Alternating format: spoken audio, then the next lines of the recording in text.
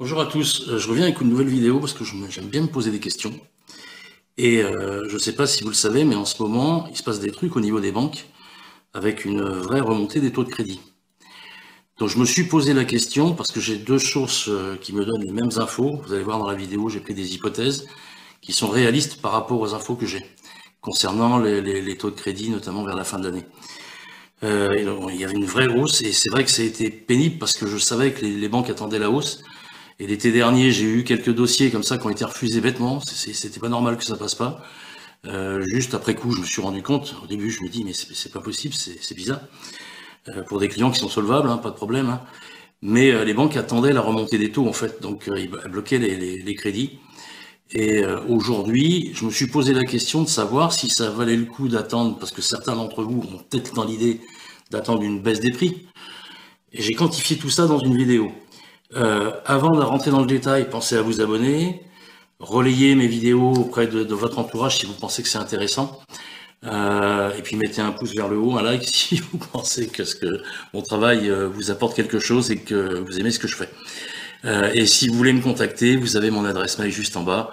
Vous m'envoyez un mail, on rentre en contact et je vois si j'ai la réponse à vos éventuels projets. Voilà.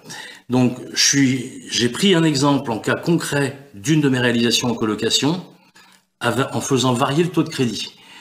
Donc, on va rentrer dans le détail. Je vais aller vite parce que vous ferez un arrêt sur image. Après, il y a tous les chiffres. Hein. Moi, j'aime bien toujours, hein, j'ai pas changé. Hein. Je suis toujours un analysant. J'ai besoin de comprendre. Donc, j'ai fait des études en cas réel. Hein. C'est pas, voilà. Donc, c'est pas illusoire. Ce sont des vraies études sur un cas client. Et donc, on va calculer l'impact de la hausse des taux de crédit sur un investissement qui déjà est rentable au départ. Parce que j'ai une autre vidéo en préparation qui vous montrera que quand un projet est vraiment rentable, le taux de crédit a une incidence beaucoup plus faible que pour un projet beaucoup moins rentable. Donc on va rentrer dans le détail. Exemple concret sur un T4 en colocation, une de mes réalisations, c'est parti. Donc j'ai pris un exemple sur une de mes réalisations, comme je vous l'ai dit, en colocation. Donc c'est un T3 qu'on a transformé en T4, on a récupéré le salon pour en faire une chambre. Le prix du logement, hein, donc prix d'achat brut, le prix du logement c'était 133 000 euros.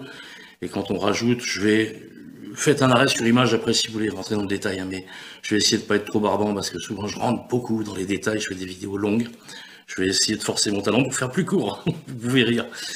Donc quand je rajoute mes honoraires, les travaux, les frais de notaire, on va rajouter 35 000 et quelques. J'ai mis immobilier électroménager plus montage 8 000, j'ai un peu exagéré, mais je fais exprès. Quand je fais une étude, j'aime pas qu'elle soit trop optimiste, donc on est un peu au-dessus, ça coûte un petit peu moins cher. Donc le total à financer, c'est 176 676 euros. Donc, alors, comme les banques sont devenues pénibles, effectivement, maintenant, je dis bien pénibles, hein, parce que il y a un an, mes clients se finançaient sur 25 ans avec un taux aux alentours de 1% et sans apport. J'ai plein d'exemples comme ça. Aujourd'hui, ils sont bloqués, beaucoup de banques sont bloquées à 20 ans et demandent au moins l'apport des frais de notaire. Donc j'ai joué le jeu, je me suis mis au diapason des conditions d'aujourd'hui. Donc sur 20 ans, avec un taux actuel à 3,5, plus 0,20 assurance, je rentre pas dans le détail, on suppose qu'il y a un couple là, mais bon, peu importe. Je développe pas. Et puis j'ai supposé, parce que effectivement c'est les infos que j'ai, un taux de crédit à 5%, puis sur le même investissement, un taux de crédit à 5,5%. Donc voilà les résultats au terme du crédit. Encore une fois, vous ferez un arrêt sur image si vous le souhaitez. Je vous ai mis tous les détails. Donc j'ai supposé une revalorisation annuelle du loyer de 1%. Et j'ai retiré 4 loyers par an. C'est un petit peu, on va dire, c'est un peu exagéré. 4 loyers par an pour tenir compte du turnover, parce qu'on est en coloc. Donc j'ai tout compté, bien sûr, hein, les frais d'agence. Donc j'ai mis 10% de frais d'agence. Ah, je suis pénible, je vais encore rentrer dans le détail. En fait, c'est 7, l'agence avec laquelle je travaille, Elisabeth et Jérémy, son fils, parce que la plupart du temps, en coloc, il y a soit une garantie Visale, garantie d'État, soit la caution des parents. Mais j'ai fait exprès, j'ai mis 10, donc taxe foncière, les charges dont une partie refacturée au locataire, et les frais de comptabilité, puisqu'on est en meublé, donc ça fait presque 120 000 euros, et les mensualités de crédit de 136 000. Fiscalité sur les loyers, il y a un petit bout de loyer imposable au fil du temps. C'est lié à la rentabilité. Vous avez vu le montant des loyers cumulés sur la durée, sur les 20 ans. Donc résultat des courses, l'opération a coûté hors rapport, parce que ça vous permet de voir quel est le prix de revient mensuel avec un crédit sur 20 ans, hein, sachant que j'exclus pas de renégocier des crédits sur 25 ans dans certains cas, mais là j'ai pris les conditions les plus défavorables. Donc ça fait 41 000 € le coût de l'opération, mais il faut ajouter les 11 000 et quelques d'apport qui correspondent aux frais de notaire. Donc j'ai arrondi en fait. Donc le coût réel de l'opération, c'est presque 53 000 €. Maintenant, je suppose un crédit à 5, donc on est toujours en même fiscalité du meublé, les loyers c'est les mêmes, les charges c'est les mêmes. Ce qui change, c'est que le crédit a coûté plus cher. Et comme le taux de crédit est plus élevé, il y a un petit gain fiscal en fait lié aux frais de comptabilité. Je rentre pas dans le détail, sinon je vais être barbant. Donc le cabinet comptable plus le centre de gestion agréé qui donne une petite réduction d'impôt. Donc voilà, donc ça donne quoi concrètement sur le résultat? Au lieu de 41 000 €, j'ai une opération qui se monte à 59 000 €, c'est la même, hein. C'est exactement la même. Et si je rajoute le montant de l'apport, j'arrive à presque 71 000 € au lieu de 53 000. Ça fait déjà un tiers de plus quand même, hein. C'est énorme, hein. Un crédit à 5,5, on va continuer à se faire peur. Donc tout égal par ailleurs, hein. Simplement ce qui va changer, c'est les mensualités de crédit, ça va coûter plus cher. Comme j'ai un crédit qui coûte plus cher, j'ai aussi un gain fiscal un petit peu plus important. Et au bout du compte, mon opération qui était à 41 000 € au départ, avec un crédit actuel à 3,5, je me retrouve à 65 000.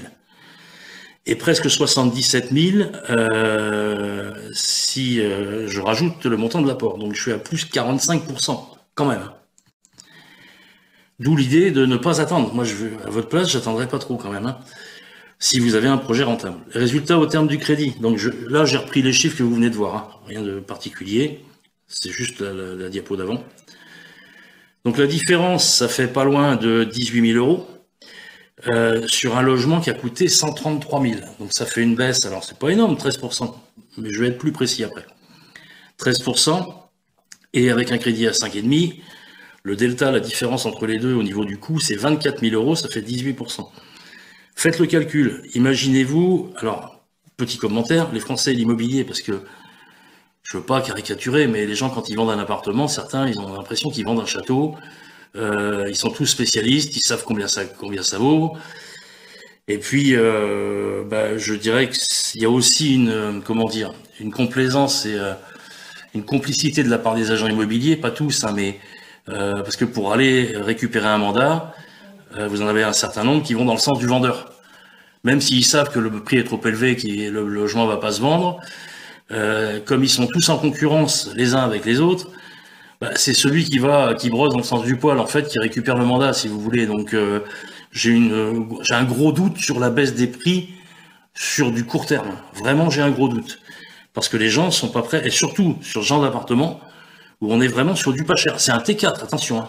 C'est quand même un T4, hein. Donc si vous retirez 18 000 € sur 133 000, je vais essayer de le faire vite. 133 moins 10, ça fait 123, moins 8, 123 moins 3, ça fait 120, ça doit faire 115.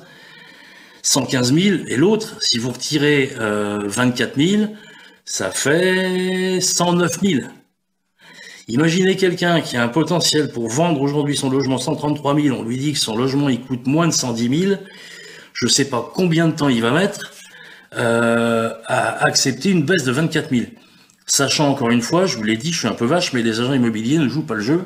Certains, hein, pas ceux avec qui je travaille bien sûr, parce qu'on a une relation de confiance, mais il y a une telle concurrence au niveau des agences que certains ont tendance à gonfler le prix pour capter le mandat de vente.